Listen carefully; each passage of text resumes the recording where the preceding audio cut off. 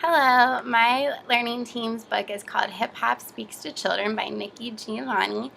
Poetry can have both a rhyme and a rhythm. Sometimes it is obvious, sometimes it is hidden. But either way, make no mistake, poetry is as vibrant and exciting as it gets. And when you find yourself clapping your hands or tapping your feet, you know you found poetry with a beat.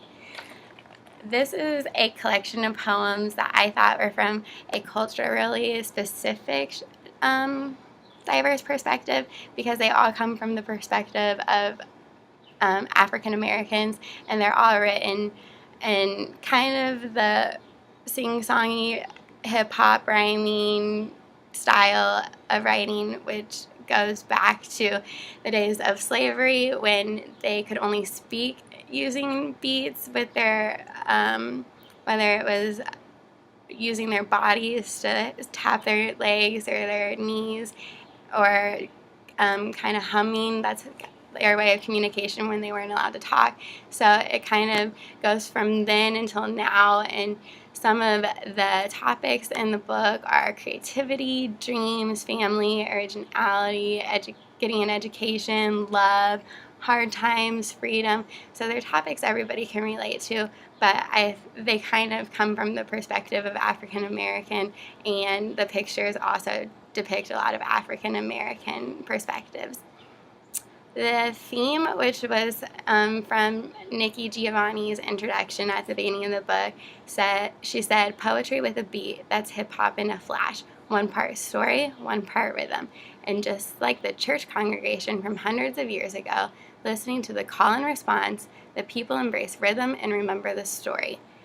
And what I got from the implicit theme of the book is that using words and rhythm when communicating or teaching is more effective in making a memorable impact or understanding of whatever is being shared. So whether it is sharing a personal story that you want to get out, like many of the poems in the book, or something such as just trying to memorize how to spell a word, it's easier done with a rhythm and a beat.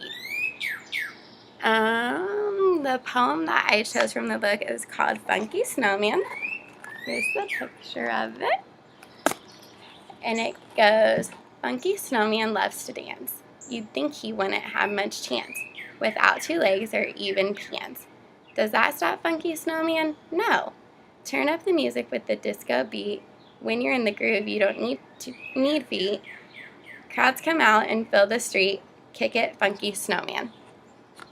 I enjoyed this poem because it kind of comes off as silly and fun, a funky snowman dancing. I think kids would really like that too. But I liked it because the snowman in this story was doubted, and it said you think he wouldn't be able to dance because he didn't even have feet, but despite that, he still decided to dance, and everybody at the end of the poem ended up following his lead and dancing with him too in the street.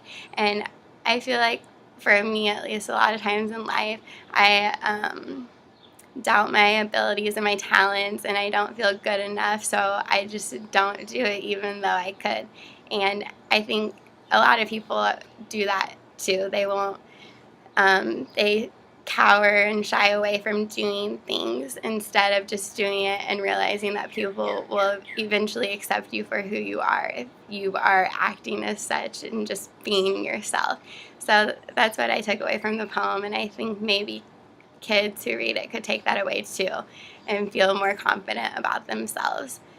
And that's all I have, and I look forward to looking at everybody else's video. Thank you.